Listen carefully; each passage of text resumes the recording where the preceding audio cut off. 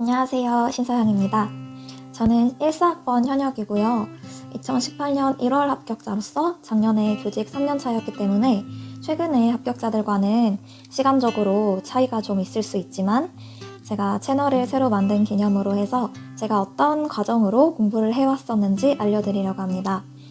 임용 준비를 시작한다는 게 정해진 교재라는 것도 없고 굉장히 막막한 점이 많기 때문에 제가 보여드리는 이 커리큘럼이 큰 도움이 되실 거예요. 여기에 언급되는 책이나 강사들과는 조금의 연관성도 없고요. 제가 자료는 구입을 해서 풀었지만 학원 수강을 하거나 인강을 들었던 적은 없습니다. 제 체질 자체가 강의를 듣는 게 좀 안 맞아서 고등학교 때도 학원을 잘 안 다녔거든요. 우선 2016년은 제가 대학교 3학년 때 휴학 없이 다녀서 2016년에 3학년이었고 2017년은 4학년 졸업반일 때입니다. 학교 다니면서 2년 정도 독학을 한 거고요. 제가 표를 이렇게 시기별로 세로로 만들었기 때문에 그 위아래로 왔다 갔다 하면서 진행을 하도록 하겠습니다. 제가 이렇게 별표를 해둔 거는 제가 시험에 합격을 하는데 큰 도움이 되었다고 느낀 부분들이거든요. 참고해 주시면 좋을 것 같아요. 우선 3학년으로 올라가는 겨울방학 때는 교육학은 EPR이라는 책을 쭉 정리를 했어요.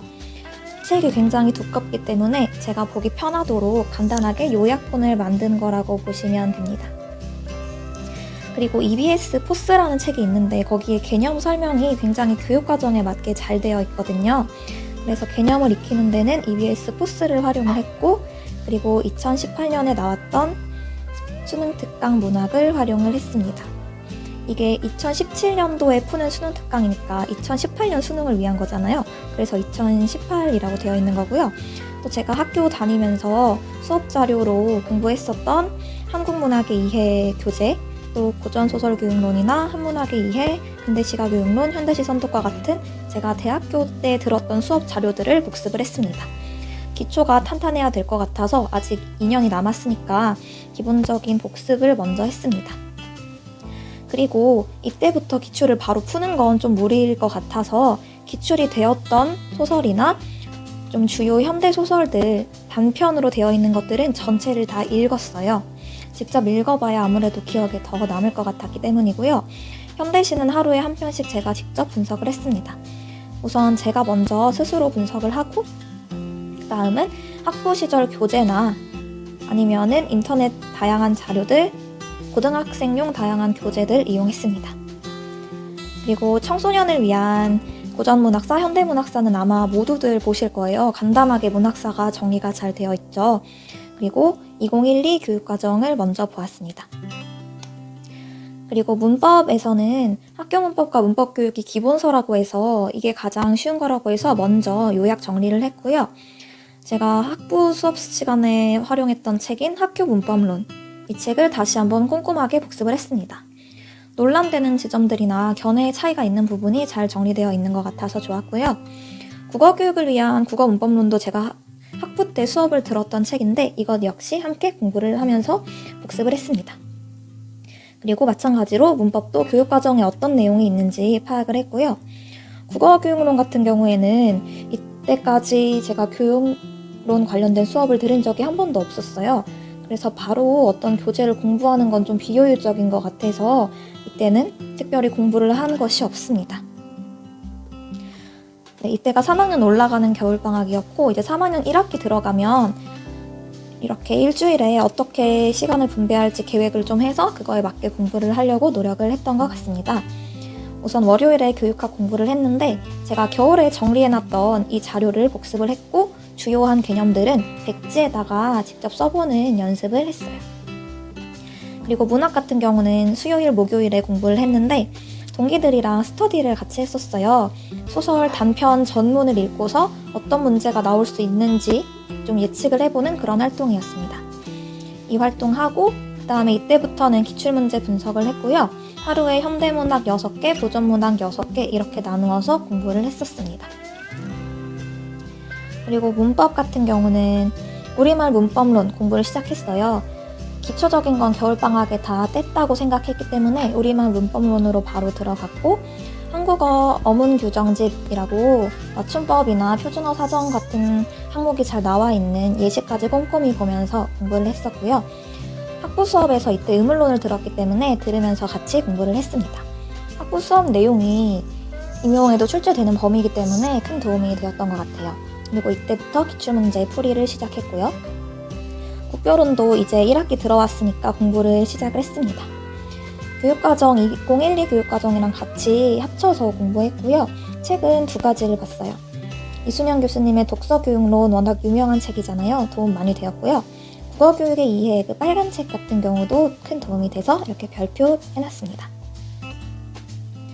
그리고 3학년 여름방학이 되면 이제 이때부터는 좀 더 자료들을 추가하면서 공부할 준비를 시작하는데요.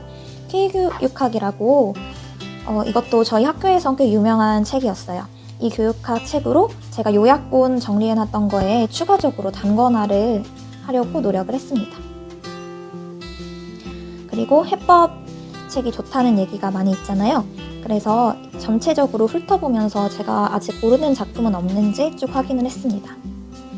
기출문제도 하루에 몇 개씩 정해놓고 공부를 했고요. 2012 교육과정이랑 이론을 같이 정리한 내용을 보면서 문학에 어떤 점을 초점을 맞춰서 공부해야 될지 틀을 잡았습니다. 그리고 EBS 개념의 나비효과, 고등학생들이 많이 듣는 기본 개념 강의인데요.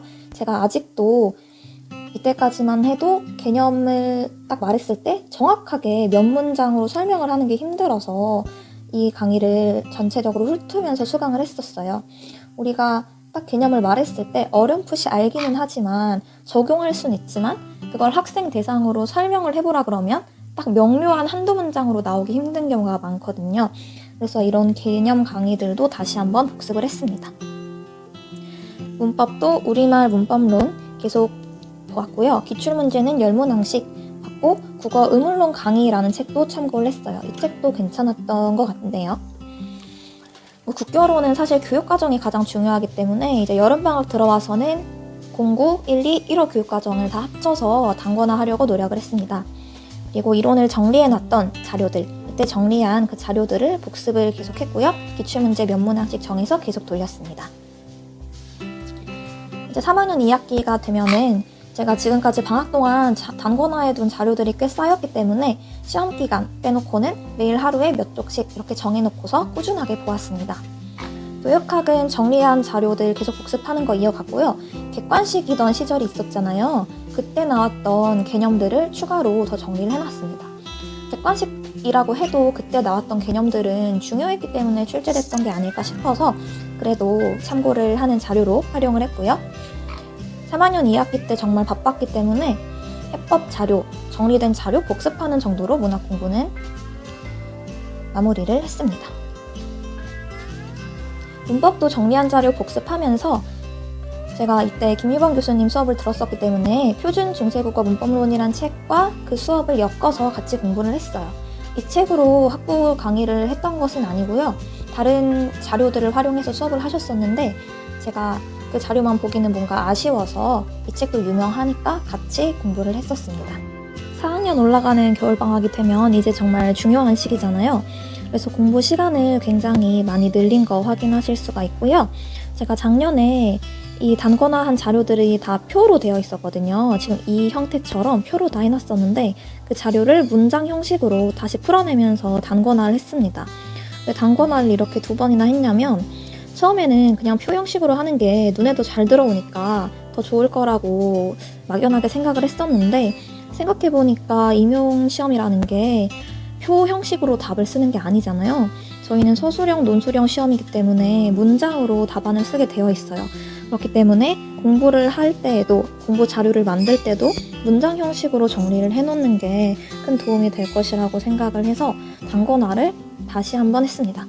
이때는 노트북으로 단권화를 했기 때문에 시간이 오래 걸리진 않았고요. 단권화를 하는 과정에서 한 번 더 복습을 할 수 있어서 도움이 많이 되었던 것 같습니다. 이렇게 문장 형식으로 만들 때 빈칸도 만들어서 어떤 단어가 들어가는지 채우는 연습도 많이 했어요. 이 빈칸 같은 경우에는 단답형 문제에 답을 하는데도 큰 도움이 되었습니다. 그래서 이렇게 단권화한 것을 재본을 했고 이제 1년 동안은 이 재본 자료로 계속 복습을 했습니다. 그리고 제가 몰라노트라고 귀여운 이름의 오답노트를 하나 만들었는데요. 자꾸 잊어버리는 개념이나 아니면 반복적으로 틀리는 기출문제 등등 제가 몰랐던 걸 한데 모아서 정리를 하는 노트를 만들었습니다. 교육학 같은 경우에는 K교육학을 다시 한번 복습을 했고 정리한 자료를 복습을 하면서 문장으로 적는 연습을 하려고 노력을 많이 했습니다. 그리고 이때부터는 제가 글로 좀 써봐야 될 것 같아서 윤승현 세주교육학 책을 활용을 해서 150제 하루에 몇 제씩 정해놓고 직접 문장을 쓰는 연습을 해봤습니다. 인출 연습을 한 거죠. 인출. 그리고 문학은 교재를 되게 많이 활용했는데 문학 개념어와 논리적 해석이라는 책 활용했고요. 그리고 제가 이렇게 활용한 책들은 다 제가 구입한 것은 아니고 대부분 도서관에서 빌렸어요. 연장 신청을 계속하면 한 달까지는 빌릴 수 있거든요. 그리고 더 이상 연장 안 되면 반납했다가 다시 빌리고 이런 방식으로 제가 실질적으로 책에 쓴 돈이 많지는 않아요. 잠깐 제가 구입했던 책 말씀드리면 해법 중고로 이거 구입했고요. 그리고 아까 밑에 있었던 우리말 문법론 구입했고 국어 어문 규정집 알라딘에서 중고로 구입했고 표준 중세국어 문법론 구입했습니다.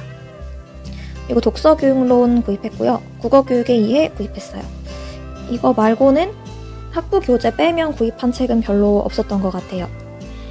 네, 그리고 문학 내용학이라는 책을 봤는데 이것도 되게 두꺼운 책이었던 것 같은데 이것도 제가 중고로 파는 사람한테 연락해서 싸게 사서 강의 안 듣고 교재만 봤던 기억이 있어요. 지금까지 정리한 자료 마찬가지로 계속 복습을 했고 해법도 제가 정리해 놓은 게 있어서 복습했습니다. 그리고 이제 2019 수능 특강이랑 수능 완성이 있을 거 아니에요. 물론 아직 이때는 겨울이라서 수능 특강밖에 안 나왔었겠지만 그거 고등학생이랑 똑같이 문제 다 풀어봤고 또 고등학교 모의고사에 문학 문제는 골라서 풀었습니다. 문법은 솔직히 좀 쉬워서 안 풀었고 비문학은 별로 도움 안 될 것 같아서 안 풀었고 화법과 작문도 별로 도움 안 될 것 같았는데 문학은 제가 아직 접해보지 못한 새로운 작품을 만날 수도 있고 푸는 과정에서 그 선지나 아니면 보기가 공부하는 데 큰 도움이 됐기 때문에 문학 파트의 문제들은 모의고사 실수될 때마다 뽑아서 풀었습니다. 그리고 도서관 왔다 갔다 하면서 EBS의 10분 문학 강의 같은 거 귀로 들으면서 이동을 했습니다. 그리고 이때부터 중요하게 공부를 했던 게 교과서와 지도서에 나오는 그런 각종 개념들이었어요. 문학 같은 경우에도 문학 개념어들이 있죠. 그거 확실하게 설명할 수 있도록 공부를 계속 반복을 했습니다. 문법은 기출 풀면서 정리자료 복습 계속했고요. 우리말 문법론이랑 표준 중세국어 문법론 계속 공부했는데 이때는 예문을 중심으로 했어요. 예문만 보고도 이게 어떤 예문인지 도출할 수 있도록 계속 예문을 보면서 인출하는 연습을 했습니다. 한국어 문법 총론이라는 새로운 책을 추가해서 또 공부를 했고요. 수능 특강의 문법 파트에 있는 개념, 그리고 교과서나 지도서에 나와 있는 개념 비교해가면서 봤습니다. 제가 수능 특강 고등학생용을 계속 보는 이유는 저희가 학부 때 배웠던 내용과 교육과정에 있는 내용이 좀 다른 경우가 있어요. 특히 문법 같은 경우는 공감을 하실 텐데 논쟁이 있는 부분이 있고 학교 문법에서 인정하는 부분이 있어서 그중에서 학교 문법에서 인정하는 쪽으로 이해를 우선으로 하고 있어야 되기 때문에 그거를 확인하기 위해서 고등학교 책도 계속 본 겁니다. 국교로는 교육과정 계속 복습하고 기출문제도 끊임없이 풀어줬습니다. 그리고 교과서나 지도서에 있는 개념 더 빠뜨린 거 없는지 계속 단권화를 해줬고요. 그리고 개론서에 보면은 맨 뒤에 색인이라는 게 있어요. 그럼 굉장히 많은 단어들이 색인에 쫙 나와 있는데 그 맨 뒤에 있는 색인을 보고 내가 모르는 개념 없는지 색인에 있는 개념은 싹 다 알 수 있도록 확인을 했습니다. 색인에 있는 개념들 중에서 응답형 문제로 기출되었던 거나 아니면 논술형, 서술형에서도 활용될 수 있는 개념들이 굉장히 많이 있기 때문에 이 색인은 꼭 한번 훑어보시는 걸 추천을 드립니다. 그리고 장문교육론이라는 책 추가를 했고요. 또 국어교육을 위한 의사소통 이론이라는 책도 추가를 했고 이것도 구입하지는 않았고 다 빌려서 봤던 것 같습니다. 이제 4학년 5월에서 8월 이 하반기로 들어가면 이제 각종 임용고시 학원에서 모의고사를 많이 해요. 물론 이 모의고사 점수를 믿을 수는 없는데 그래도 제가 이거 보러 다니면서 제 수준을 파악하려고 노력을 많이 했던 것 같아요. 제가 모의고사 봤을 때는 막 엄청 잘 본 건 아니었고 그래도 한 상위 20% 정도는 들었던 것 같아요. 실전에서 좀 더 잘 보지 않았나 하는 생각이 드는데 이때의 경험이 좀 멀고 힘들지만 큰 도움이 됐던 것 같아요. 솔직히 제가 4학년 때는 경기도에 있는 집에서 도서관 다니면서 공부했기 때문에 노량진까지 가는 게 힘들기도 했지만 그래도 꾸준히 보러 다녔을 정도로 큰 도움이 되었습니다. 그리고 이때부터 교육학 문제 좀 더 연습하려고 핵심 145제 사서 풀었습니다. 그리고 문학은 계속 복습했어요. 계속 복습하면서 개념 같은 경우에는 백지 인출도 하고 그리고 정동의 문풀 했는데요. 이것도 제가 자료는 샀는데 강의를 하나도 안 들었죠. 아까 말씀드렸다시피 저는 강의 듣는 거를 좋아하지 않기 때문에 자료만 활용한 케이스입니다. 전공국어 연습이라는 책이 있더라고요. 이거 나온 지 좀 된 책 같긴 한데 그래도 이 당시에 출제 경향과 조금 다르긴 한데 도움이 그래도 될 것 같았기 때문에 이건 구입을 해서 풀었습니다. 그리고 문학의 이해라는 책을 봤는데 이거 도움 많이 됐던 것 같아요. 그리고 시와 함께 배우는 시론, 시와 관련돼서 좀 더 공부를 했고요. 그리고 한국 소설사는 이게 엄청 도움이 된 건 아닌데 여기 책에 있는 내용 중에서 복이 이렇게 해서 기출된 적이 있더라고요. 아무래도 출제자들이 활용하는 책이 아닐까 해서 한번 읽어보는 게 도움이 됐던 것 같습니다.